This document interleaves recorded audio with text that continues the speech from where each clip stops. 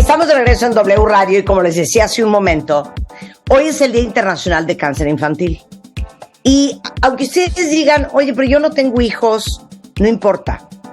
Todos conocemos a algún niño, todos estamos rodeados de niños.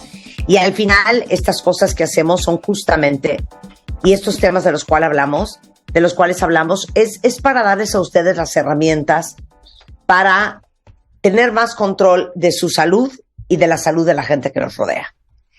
Y vamos a hablar de la importancia del diagnóstico a tiempo, del tratamiento, de los síntomas, porque, como ustedes saben, en el mundo se diagnostican cada año 18 millones de casos nuevos de cáncer, de los cuales 200,000 ocurren en niños y adolescentes. En los países de ingresos más altos, donde en general hay acceso a servicios de atención integral, más del 80% de los niños afectados con cáncer se curan. Pero en los países de tercer mundo, de ingresos bajos o medianos, solo se curan el 30%. Y el cáncer sigue siendo la principal causa de mortalidad entre los niños y los adolescentes de todo el mundo. Entonces invité a Marco Aguilar.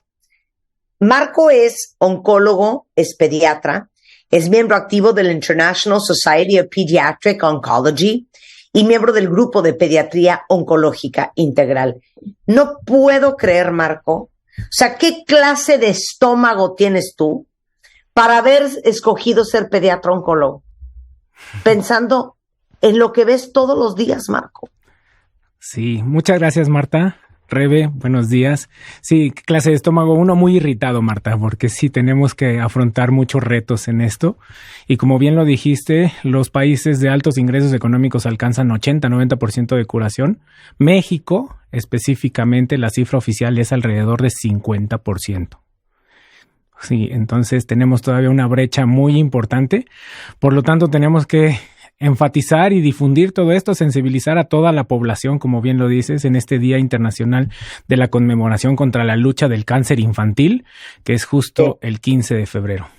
Oye, Marco, y te digo una cosa, no sé si escuchaste lo que dije antes del corte, pero por la información que hemos dado, en el programa ha habido miles de cuentavientes, miles, qué exagerada, muchos cuentavientes que les han diagnosticado cáncer de mama a tiempo gracias al programa, niños que les han encontrado un retinoblastoma, cáncer de estómago. O sea, no tienes una idea la cantidad de cuentavientes que se han salvado por escuchar lo que hablamos todos los días aquí. Y al final esa es la gran misión, que ellos tengan más información para que tomen mejores decisiones. Y uno nunca pensaría que lo que tiene tu hijo es cáncer. Porque piensas, pero está tan chiquito, está tan precioso, ¿cómo va a tener cáncer? ¿No? Exacto. Justo ahorita en la mañana hablaba con el doctor Carlos Zuluaga, un oncólogo de Guadalajara, en donde sí tenemos la constante de que qué hacemos para prevenir el cáncer infantil. No es la misma historia el cáncer en adultos que cáncer en niños. La verdad es que cáncer en niños, más que prevención, lo que tenemos que hacer es un diagnóstico temprano. Como bien lo dices, aquí nuestra población objetivo y lo que ha hecho este programa maravillosamente es sensibilizar a toda la población, todos los cuidadores primarios, aterrizando este término en las mamás, los papás, los maestros, los tíos. Como tú dices, no es lo mismo verle una lucecita en un ojo a un niño de manera temprana que ya cuando, perdón por la expresión, se le está prácticamente saliendo el ojo y prácticamente está perdiendo la vida ese niño. El 100%. Cambio es ese, la vida del niño contra la función.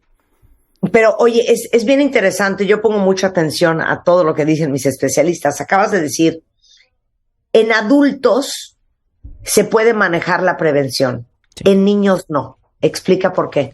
Es que en adultos obviamente ya tenemos grandes ejemplos de si estás fumando, obviamente cuidado con el cáncer desde la punta de la lengua hasta los pulmones, si bebes alcohol, cáncer de hígado, si tienes obesidad, sobrepeso, todas estas conductas de vida saludable que ya bien sabemos que pueden ser secundarias para cáncer. En niños no le puedes decir a un niño, no bebas, no fumes, no tomes alcohol. Eso es prácticamente imposible. El tipo de cáncer por eso es diferente. Los cánceres en adultos son más asociados a los tipos de vida, bueno, y algunos algunas infecciones, pero en niños no tenemos esa, pues podríamos decir, fortuna. Entonces aquí lo que hacen los salubristas es más que una prevención primaria, es una prevención secundaria. Y las prevenciones secundarias son única y exclusivamente, como tú bien lo dijiste, diagnóstico y diagnóstico temprano. Muy bien. Diagnóstico temprano, claro. Sí. Ahora, tú ves como pediatra oncólogo todo tipo de cáncer infantil. Sí. O sea, leucemia, un retinoblastoma, cerebro, sarcomas, rodilla, hueso, todo. Sí. Es que justo aquí regresamos nuevamente al título de esta cápsula, es el diagnóstico oportuno y esta es una guerra sin cuartel. Uh-huh. Aquí tenemos que echarle montón. El oncólogo pediatra ve cáncer, pero también el hematólogo pediatra, también el pediatra general, todos tenemos que ver el cáncer, porque si te imaginas que solo 355 oncólogos se hicieran cargo de la primer causa de mortalidad por enfermedad en el país, pues esto es prácticamente imposible. Aquí lo que se necesita es trabajo en equipo, personal de primer contacto, personal de segundo contacto, especialistas, oncólogos, hematólogos. ¿Por qué meto a los hematólogos? Porque la mitad del cáncer es leucemia en niños. A ver, sí, eso está cañón. Yo quería empezar con la lista de cuáles son los primeros síntomas que hay que detectar. Pero ¿es este grupo de síntomas para cualquier tipo de cáncer y adicionales para cada uno? ¿O vamos cáncer por cáncer? Esa pregunta es muy, muy buena, porque justo lo que se ha hecho es tratar de difundir lo que más acapare más población. ¿Qué tipo de cáncer es el más frecuente? La mitad de todos los cánceres son leucemia. Por lo tanto, si te das cuenta en todos los signos y síntomas que se difunden para sensibilizar a la población, la gran mayoría son para leucemia. ¿Cuáles son? Si está pálido el niño, si tiene moretones, si tiene fiebre o pérdida de peso. Esos básicamente van contra leucemias y linfomas. Uh-huh. Ya los demás ya especificas más, porque como también muy bien lo dijiste, son muchas enfermedades, son 15, 17 enfermedades oncológicas, cada una específica, pero por frecuencia, primero que nada la leucemia y después ya nos vamos a las minucias, a lo más detallado. A ver, entonces vuélveme a dar con peras y manzanas, Marco, los síntomas de una posible leucemia. Claro, y eso es bien importante porque también los papás deben estar conscientes. Acordémonos que la leucemia es el cáncer de la sangre, específicamente de las células de la defensa, por eso se llama leucemia linfoblástica. Y los característicos datos que nos va a dar es este niño que de repente se queda sin energías, es este niño que le empiezan a salir moretones. Pero ojo, ahí como padres y como maestros debemos estar bien conscientes que los niños son niños y no los puedes envolver en una burbuja. ¿Van a tener moretones? Habitualmente sí. Pero ¿qué moretones son los que nos van a preocupar? Aquellos que no le encuentras una causa real, que no se haya pegado, que tenga moretones en zonas donde un niño no se debe pegar. Obviamente, si tienes moretones en rodillas, pues es un niño que anda corriendo, jugando y se puede hacer moretones como cualquier niño sano. Claro. Pero si tenemos moretones en zonas como el tórax, la espalda, el abdomen, aguas, eso es difícil, eso es un foco rojo. ¿Qué otro es importante? Sangrado. Nos platicaba con Rebe sobre el sangrado de la nariz. ¿Cuántos niños no le sangran la nariz y más en estos cambios de clima, ahorita que hace frío y se reseca la mucosa? Obviamente lo que tenemos que ver es cómo se comporta este sangrado. Si es un sangrado muy profuso, pues obviamente hay que ir con nuestro médico de primer contacto y ver que no sea una causa nada más porque sea un tabique desviado, una mucosa reseca. Aquí lo que tenemos que es jugar con todos los signos y síntomas en conjunto. Pérdida de peso. También le comentaba a Rebe que no es lo mismo que tengas un niño de 5 kilos y pierda el 10% del peso que un adulto de 90 kilos, porque los adultos te dicen 10 kilos. Ah, muy fácil. Pero si mi niño pesa 20, 10 kilos es la mitad del niño. Entonces, más o menos es el 10%. Hay que ser muy sensibles con eso. Y otro dato muy importante es la diaforesis. Esto, aterrizado, es sudoración nocturna. Esos niños que mojan la almohada, mojan la sábana, eso no es normal. Digo, si estás en climas como Campeche, como en la playa, sí puedes llegar a sudar. Pero que un niño sude de tal manera que moje la cama, que moje las sábanas o estés en un clima que normalmente el resto de la familia no suda, pues obviamente es un foco rojo y ahí tienes que ir juntando todos estos datos para ir pensando. Y las clásicas bolitas, las adenopatías, adenomegalias, ganglios, como le dicen, aquí también es bien importante tener un pediatra sensibilizado porque los mismos niños por sí solitos les crecen los ganglios, es algo normal en su desarrollo a los 3 a 5 años de edad, es cuando más les crecen, pero tú tienes que ver el tamaño de estas bolitas, la localización localización no es normal. Y si ustedes como papás encuentran una bolita arriba del huesito de la clavícula, en donde se dobla el codo, inmediatamente hay que mandarlo a revisión. Si tiene ganglios o bolitas chiquitas en el cuello o en las ingles, nada más habría que observar. ¿Cómo puede ser ese approach con el niño? Para que tampoco lo estés manoseando, porque yo si fuera mamá, sería una obsesiva de estarlo toqueteando todo el tiempo. ¿Me explico? Claro. ¿De qué me hablas? Yo sí soy mamá y recuerdo una vez que me dijo mi hija Camila, ma, siento una bola aquí y era como en la nuca y yo ya no tuve paz 48 horas hasta que regresé a México y la llevé al doctor a revisarla y claro, tenía un ganglio inflamado por una infección. Exacto. Pero lo que yo quería saber es, como mamá o papá o cuidador de un niño, ¿dónde lo tocas? Nada más para ver que no tenga bolas. ¿Dónde lo tocas? Va a tener bolas si estamos hablando de niños de 3 a 5 años, pero estas deben ser por definición menores de 1 centímetro. Si son mayores de 1 centímetro, córrele. La otra es la localización, donde normalmente se pueden encontrar estas bolitas chiquitas, normales, es en el cuello, en la cara anterior y lateral, casi posterior, casi no, y en la ingle. Donde ya no es normal y donde es inmediatamente córrele con el oncólogo es cuando es arriba del huesito de la clavícula, nosotros le llamamos supraclaviculares, o adelante del codo, que son los famosos epitrocleares. Esos no es normal de ningún tamaño. Y ya de ahí vas viendo los tamaños. Los tamaños también son relativos, dependiendo del niño. Si el niño es un niño chiquito, obviamente los ganglios deben ser chiquitos, pero si es un niño grandote, puedes esperarte hasta 1 centímetro, 1,5 centímetros, por ejemplo, en la ingle. ¡Calla! A ver, Marco, voy a hacer el recap. Sí.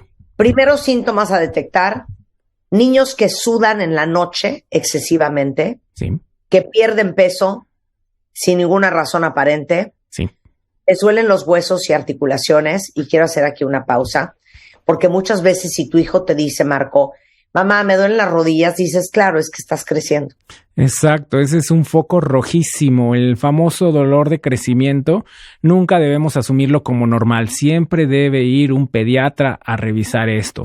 Obviamente tenemos datos de si el dolor es simétrico, si no es simétrico, si solo es una piernita, si da después del ejercicio, pero por definición nosotros recomendamos que todo dolor, entre comillas, de crecimiento debe ser revisado por un médico, no por el oncólogo, pero por un pediatra.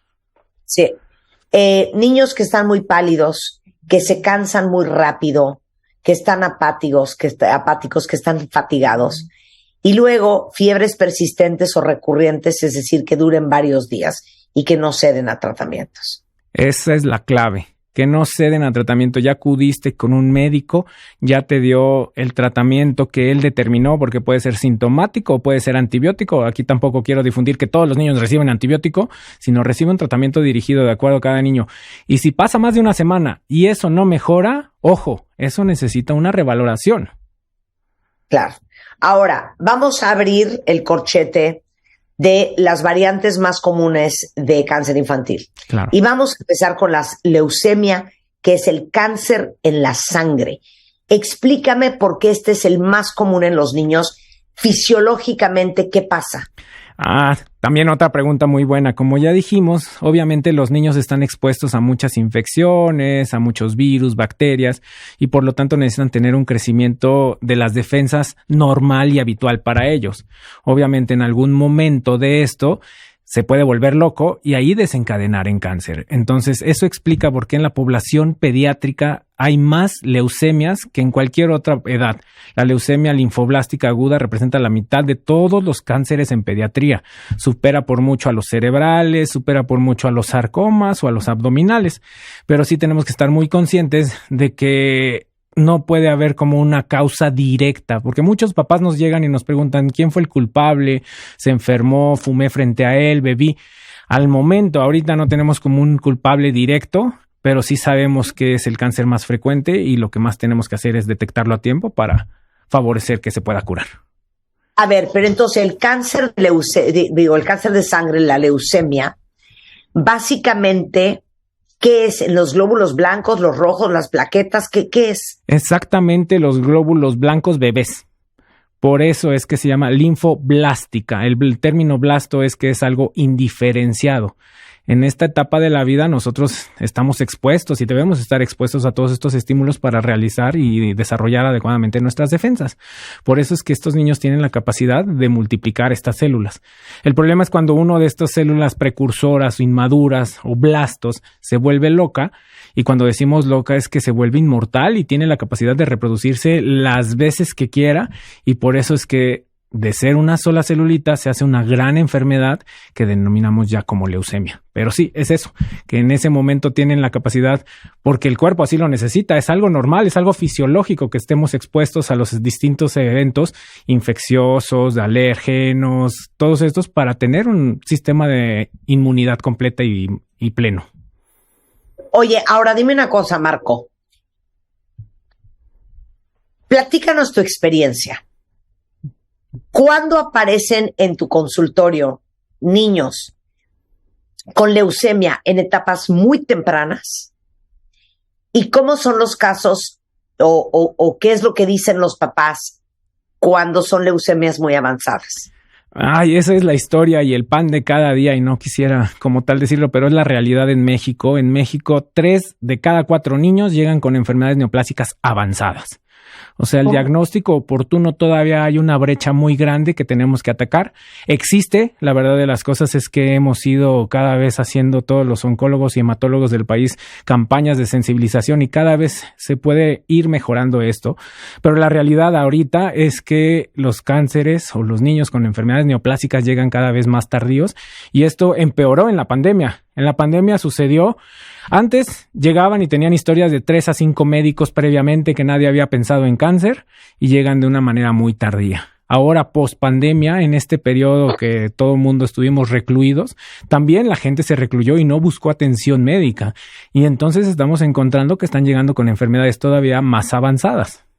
Pero a ver, ¿cómo era? No, sí, se quejó de la rodilla, pero nunca pelé. O sí, sudaba mucho, pero pensé que era calor, o ¿cómo? Un caso típico, por ejemplo, una leucemia que sí tiene fiebre, fueron con un médico, les recetó algún antibiótico, no mejoró, el papá o la mamá se desesperó, buscó otro médico, fueron buscando cada vez más atenciones, en promedio son 3 a 5 médicos antes de llegar con un oncólogo o con alguien que piensa en cáncer, y obviamente esto va avanzando. Algo que siempre decimos con las ONGs, que les mando muchos saludos, nos han ayudado muchísimo, es que el cáncer no se espera.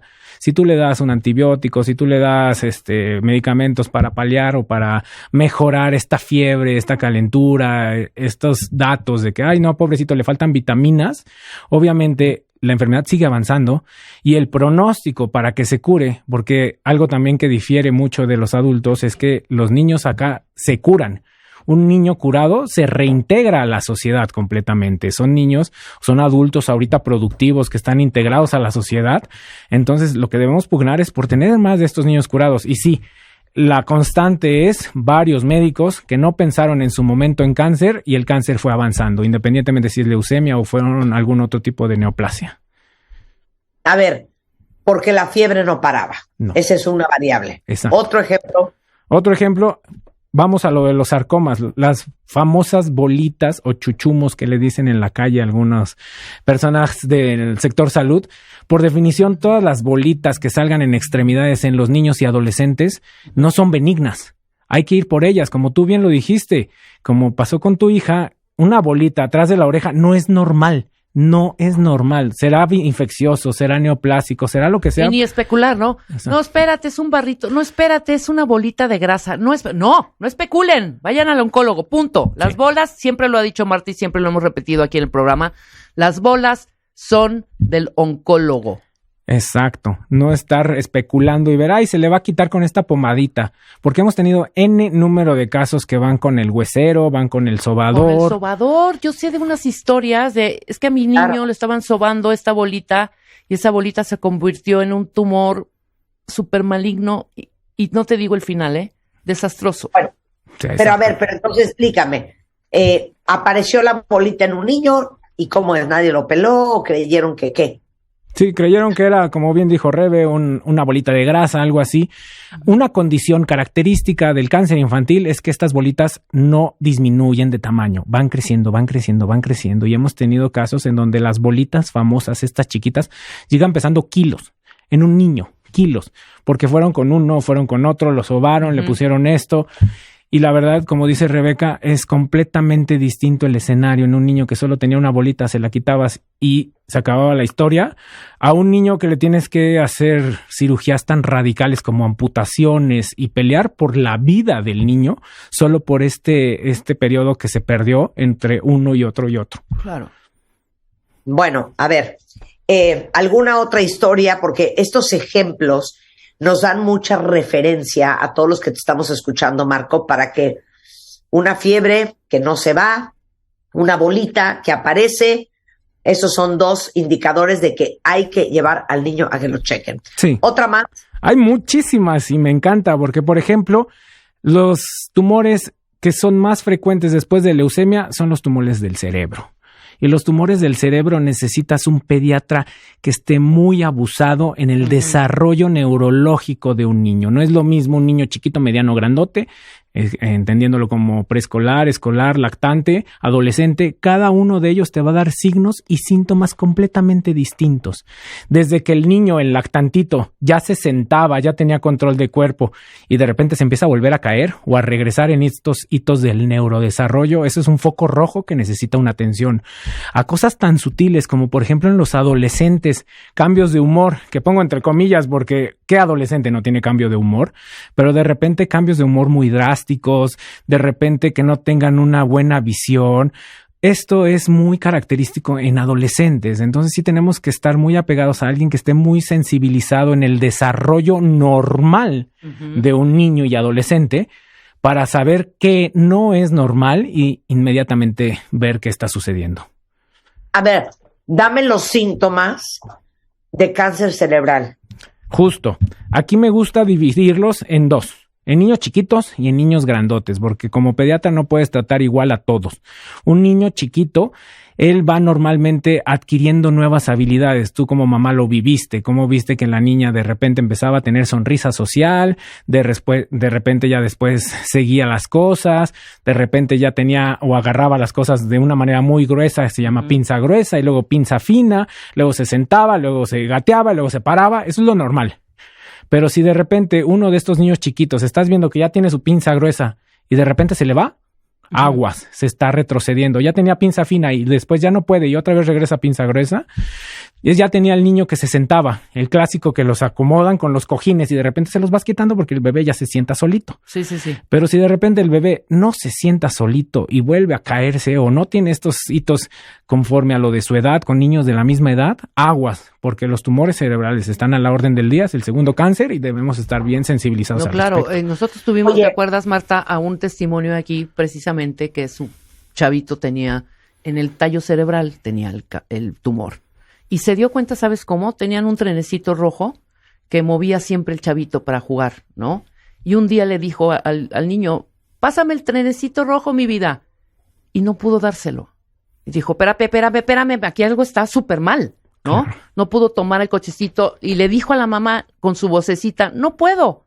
Y en ese momento la mamá dijo, esto está muy mal. Pero en ese momento le habló al pediatra, hicieron todos los análisis que debieron hacer y efectivamente el chavito desafortunadamente tenía cáncer en el cerebro. Claro. Sí. ¿Es de los más difíciles el del tallo? Sí. ¿Y por qué el impacto en la parte motora? Es que justo aquí siempre les explico a los papás en la tele y en las redes sociales, vemos que el humano utiliza el 50% de su cerebro y que tenemos capacidad para desarrollar. La verdad de las cosas es que el humano utiliza el 100% de su cerebro. No hay parte del cerebro que no sirva para nada. Entonces, dependiendo de la localización, es donde va a haber la manifestación. Habitualmente pueden ser justo en el área motriz, puede ser en el área sensitiva, puede ser en el área cognitiva, por eso los adolescentes los cambios. Claro. Este es el primer grupo de síntomas de cáncer cerebral infantil. Sí. Siempre les digo, hay que saber un poquito de muchas cosas. Nunca sabes cuándo esta información te va a servir. Porque lo más importante del cáncer infantil, y corrígeme Marco, es el diagnóstico a tiempo. Porque si un niño es diagnosticado a tiempo, ¿qué porcentaje de éxito hay en cualquier tipo de cáncer que tenga? Justo, es el meollo, es el punto más importante de todos. Si tenemos un diagnóstico temprano y un tratamiento oportuno y completo, podemos llegar a curar a 9 niños de cada 10. O sea, hasta 90% se puede llegar a obtener de supervivencia, de curación. Esto es bien importante, que estemos bien sensibilizados, y como bien dijiste, de los tumores cerebrales me faltó un dato importantísimo para la población, que es el del dolor de cabeza. Obviamente un niño chiquito no te va a decir me duele la cabeza, pero está irritable y se puede asociar o no a vómitos. ¿Qué dolor de cabeza es el que nos debe preocupar? Son estos dolores de cabeza que frecuentemente se están presentando. De hecho, son tan frecuentes que se presentan durante la noche y despierta al niño con el dolor de cabeza. Si el niño se despierta con dolor de cabeza, eso no es normal. Eso no es estrés, eso no es peleito entre compañeritos, entre la familia o la escuela. El dolor de cabeza que despierta a un niño durante la noche y se puede o no asociar a vómito, ojo, ese es foco rojo de que tienes que ir corriendo ya al pediatra.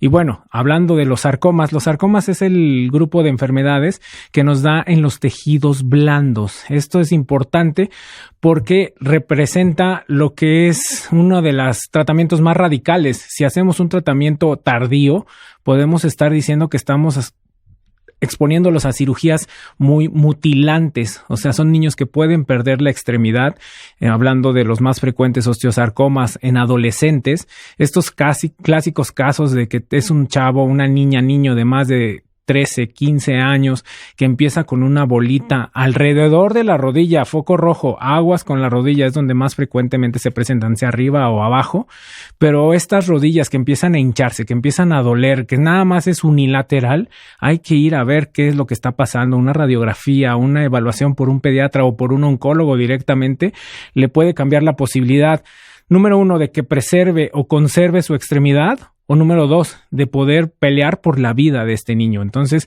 los sarcomas así son de importantes. Entre más temprano hagamos el diagnóstico, menos tratamientos intensos serán necesarios y las secuelas pueden ser menores. Entre más tardío hagamos el diagnóstico, más tratamientos intensos, más cirugías más radicales, y el porcentaje de curarse cada vez es menor entre más tiempo nos tardemos o si esta enfermedad ya se encuentra fuera del sitio donde estaba iniciando. Ya, importantísimo. Ok, a ver, sarcomas. Y antes de irnos de las bolitas, quiero leerte un par de cosas que veo aquí. Sí. Ayer le encontré una bolita abajo del pezón a mi hijo hombre de 13 años. Eso no es normal, de entrada. Puede haber algo que se llama en el desarrollo normal de los niños la telarca. Esto generalmente es en las niñas, en las del sexo femenino, cuando va a iniciar ya su diferenciación como caracteres sexuales secundarios, cuando ya están cambiando a ser adultos. En un niño, en un varón, no es normal. Habrá que evaluar, habrá que ver, porque puede ser desde un absceso, puede ser una bolita de grasa, pero definitivamente lo que más nos preocupa en un varón adolescente que tenga a nivel del área mamaria es ver que no sea un sarcoma, porque puede ser una de las posibilidades. Y como les digo yo siempre a los pacientes, nosotros estamos acostumbrados y debemos pensar, estamos comprometidos a empezar siempre lo peor. Si de repente ya lo analizaste, lo revisaste, viste todo y dices, ay, bueno, ya no es algo maligno, afortunadamente, pero hiciste el diagnóstico oportuno. Si fuera un sarcoma, en esa localización en tejidos blandos puede ser un sarcoma no rhabdo, un sarcoma sinovial, puede ser algún otro tipo de sarcoma más agresivo, como puede ser el sarcoma de Ewing. Entonces sí es importantísimo que descarten de qué se trata eso. 100%. Sí. A ver, no te preocupes ahorita por la bolita. Lo importante es que vayas a ver a un pediatra y si es oncólogo, mejor. Nada más para que tengas paz y para que te digan qué es. Exacto. Porque otro cuentaviente me dice, mi hijo de 11 años le salió un tipo exceso de grasa en el pezón izquierdo. ¿Me pueden asesorar? No, hay que ir directo a la evaluación. Como les dije, no hay bolitas de grasa en los niños por definición. ¿Pueden existir? Claro. Sí, pero si se trata de algo mucho más malo, en donde lo que pones en juego es la vida del niño, pues no hay duda, hay que ir por ellos. Yo siempre digo, Marco, yo sí creo que en cuestiones de salud hay que pecar de exagerada. Para mí una bolita es mala hasta que a mí no me demuestren lo contrario. De acuerdísimo, totalmente de acuerdo. Es mejor actuar como que, Dios mío, ¿qué es esto? a decir, no, hombre, no pasa nada, seguramente es un golpe, seguramente es una bolita de grasa. Ahora, vamos con los sarcomas. Este es bastante común en niños. No es tan común, pero lo que caracteriza a los sarcomas es las repercusiones que puede llegar a tener. Ya dijimos que lo más común es la leucemia, pero aquí lo más mutilante puede ser un sarcoma. Sí, el sarcoma más frecuente de todos, que es el osteosarcoma, que justo se presenta en la etapa de la adolescencia, cuando tienen este brote de crecimiento los chavos, las niñas, los niños, y de repente le detectas un osteosarcoma y es de manera tardía, la posibilidad de curación es muy, muy baja. O sea, estamos hablando de un 30-40% cuando bien les va si es que está metastásico. Entonces, si lo detectamos de manera temprana, les va muy bien. También que incluso puedes preservar la extremidad. Y cuando me refiero a preservar, es que los sarcomas son tan agresivos que nosotros también tenemos que ser agresivos. Y hay que hacer cirugías en donde lo cual necesitas es buscar una amputación para preservar la vida del niño. Entonces, aquí es importantísimo y trascendental que le des un diagnóstico temprano para que el niño pueda hacer su vida completamente normal. Digo, no estoy diciendo que los niños que son supervivientes de un tipo de este cáncer, que tengan una amputación y que tengan una prótesis, no sean normales. Claro que tienen una vida normal, pero donde dice la frase es, tiene una vida. Entonces, si es diagnóstico tardío, hay que ver por la vida del niño, independientemente de que sea o no sea una cirugía radical. Porque ¿cuántos ejemplos no tenemos de niños que sobrevivieron a estos episodios y ahora son campeones nacionales, deportistas de básquetbol, de voleibol? Entonces, ¿hay una vida después de esto? Sí, pero por eso debemos buscar una atención para poder salvar la vida de este niño, independientemente. Inmediata. O sea, el niño no tenía por qué haber pedido una extremidad porque a ti se te fue el avión. ¿Cuáles son los síntomas de los sarcomas? Los sarcomas, primero que nada, es la bolita esta que va a ir creciendo, creciendo, creciendo. Se puede asociar, dependiendo del tipo de sarcoma, si se puede ver o no crecimiento de venitas, de vasos. Pero algo muy importante y el punto pivote en sarcomas es dolor. Si el niño te dice, tengo una bolita y me duele, aguas, es inmediatamente correr, porque el dolor no es normal. Y regresamos nuevamente a lo que bien dijiste, los dolores famosos de crecimiento. Si este niño que está en la adolescencia, que está creciendo y te dice, me duele nada más esta rodilla y siento esta bolita, eso es foco rojo. Un dolor de crecimiento de entrada no es de un solo lado. Son cuando se presentan y cuando ya descartamos todo lo demás, los dolores de crecimiento pues son simétricos, se presentan en varias partes distintas, no nada más en un sitio localizado. El dolor es pivote. Miren, les voy a contar una historia que tiene un final feliz, pero lo importante que es una mamá, que es un papá, que es una abuela, una tía, que está, ahora sí que diría mi mamá, ojo al Cristo, Marco. Una amiga mía, su hija llega y le dice, mamá, me duele el codo. Entonces, inmediatamente la mamá la lleva al pediatra. El pediatra lo primero que le dice es, yo creo que se pegó. La niña habrá tenido como 8 años. Le voy a mandar un Motrin.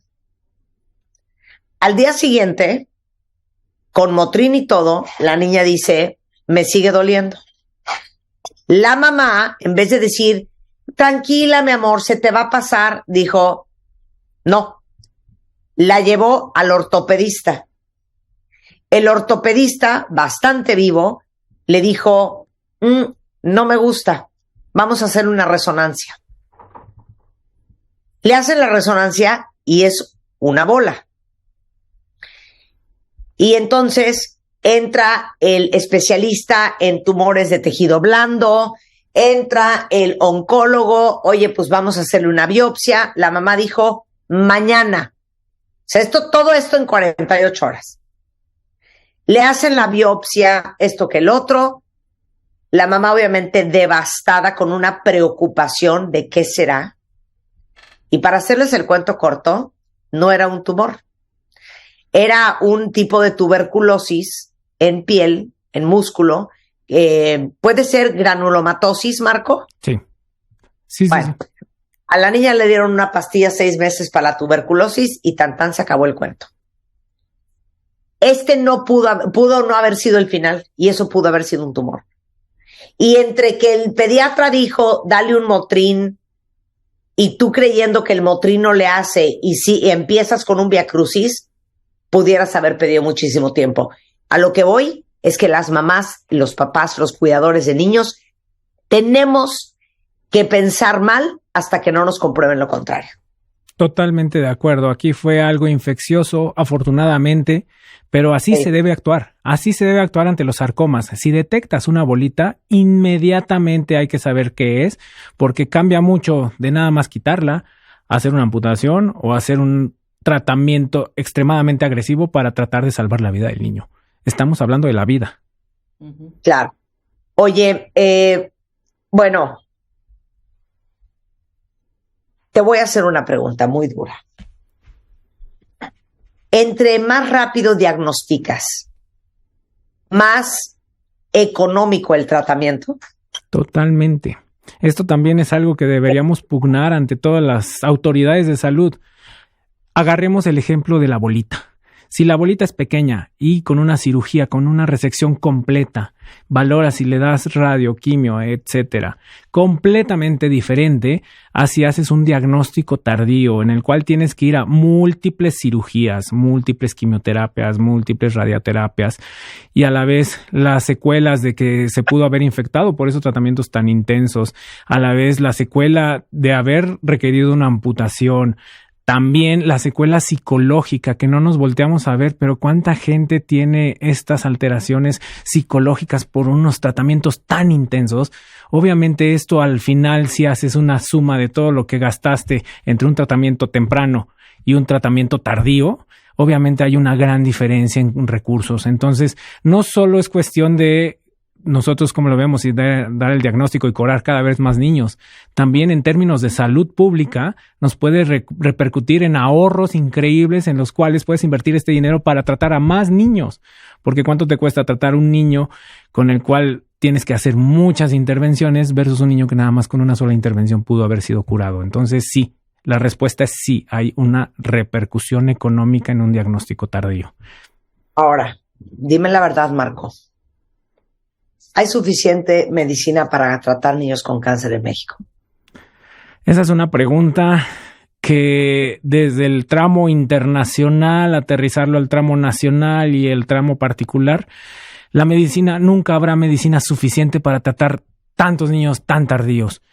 Están haciendo muchos esfuerzos, la verdad hay varias barreras, no solo el famoso desabasto nacional, hay desabasto internacional, hay farmacéuticas que como no representa una ganancia económica, no producen determinado fármaco, hasta el hecho de que en pediatría nosotros no podemos tener acceso a todas las drogas que tienen, por ejemplo, en adultos. En adultos tienen medicamentos fabulosos que pueden tener acceso.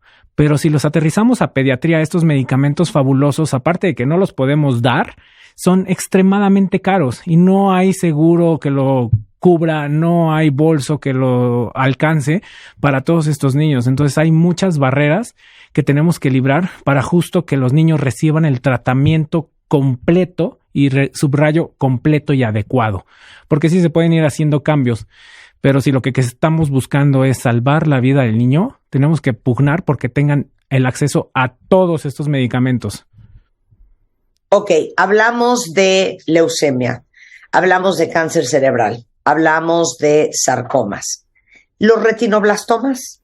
Retinoblastomas. Nosotros como país y como zona somos una zona de alta incidencia. Esto quiere decir que no podemos voltear a países de altos ingresos económicos como Estados Unidos. Ellos tienen una experiencia fabulosa en retinoblastomas tempranos. Nosotros tenemos... O sea, eso es cáncer en el ojo, ¿no? Cáncer en el ojo. Es el tumor maligno derivado de la capa de la retina. Por eso se llama retinoblastoma.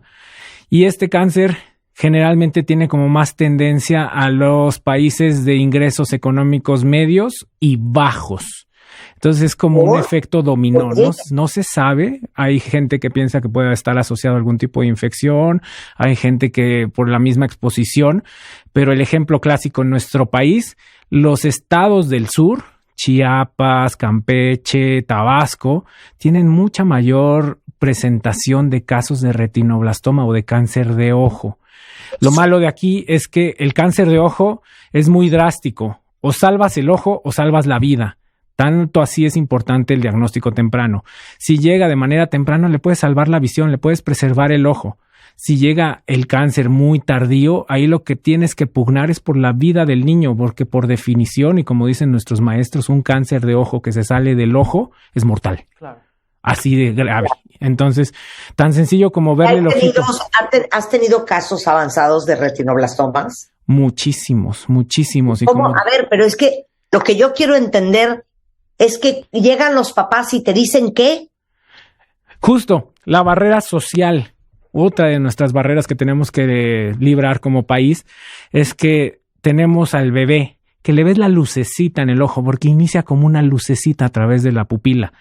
La ves la lucecita y vas a buscar atención, y muchos médicos, al no estar sensibilizados, pues dicen, no, esto no es, se le va a quitar, es una catarata, XY, y esto va creciendo, y nosotros hemos tenido muchos casos en los cuales el tumor prácticamente se sale por el ojo. No quiero asustar a la gente, pero sí quiero sensibilizarlo, que si les ves una lucecita en el ojo, busques atención con tu oftalmólogo lo más pronto posible, porque la lucecita no es normal. Pero a ver, los papás veían ya que se le estaba saliendo el ojo al niño y como qué pensaban. Ahí sí es cuando ya buscan la atención y ya llegan al oncólogo con un ojo prácticamente saliendo. Por eso aquí te decía, el tratamiento es multidisciplinario. Todos tenemos que pelear esta guerra sin cuartel, y esto incluye también a los oftalmólogos. Estos oftalmólogos nos ayudan muchísimo para el diagnóstico temprano y para conservar la visión. Oye, Marco, diagnosticó una mamá escuchando el programa retinoblastoma en su hijo, porque el oftalmólogo César Sanz-Galeán estaba aquí un martes, y cuando él dijo que muchas veces el retinoblastoma sale en una foto, le tomas una foto a tu hijo y de repente en uno de los ojos le sale un destello de luz blanca, la mamá se acordó que el fin de semana había visto una foto de su hijo así, lo llevó al oftalmólogo y era un retinoblastoma. Sí, totalmente. Es tan frecuente esto que incluso existen ya aplicaciones, apps en la App Store, en donde tienes la forma de ver la famosa lucecita, porque tristemente las nuevas fotografías digitales tienen el quitar ojo rojo. Para que le tomen fotos a sus hijos, traten de quitar ese filtro del ojo rojo, porque al quitar el ojo rojo te quita la posibilidad de ver la lucecita. Pero bueno, hay aplicaciones que lo quitan automáticamente, y sí, es muy, muy importante ver las fotos y también ver el desarrollo de los niños, porque no es normal que un bebé haga viscos. Al menos, si tiene menos de un año y empieza a hacer viscos, llévalo al oftalmólogo a que lo revise, porque ese visco puede ser la manifestación de que esté empezando también con un retinoblastoma. No solo la lucecita roja, sino también este extravismo que pueden presentar estos bebés.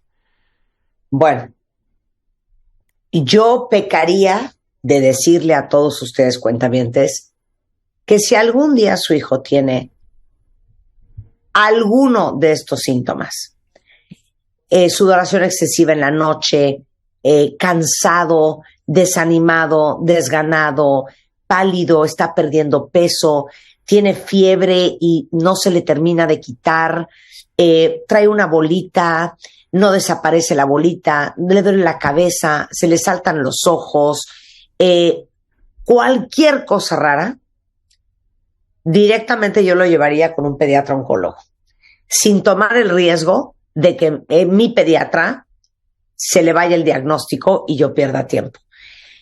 Marco, qué placer tenerte en el programa. Marco es una eminencia en la oncología pediátrica, miembro del International Society of Pediatric Oncology y del grupo de pediatría oncológica integral. ¿Estás en la Ciudad de México, Marco? Sí. ¿Y dónde te encuentran? Veo aquí Pediatría Oncológica Integral en Facebook, Pediatro L. ¿Es una I de integral?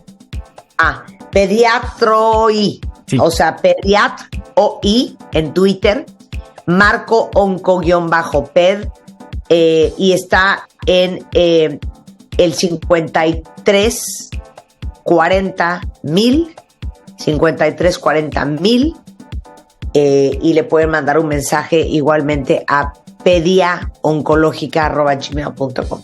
Marco, muchísimas gracias. Muchísimas gracias, Marta, Rebe. Hombre. Es un placer para mí platicar aquí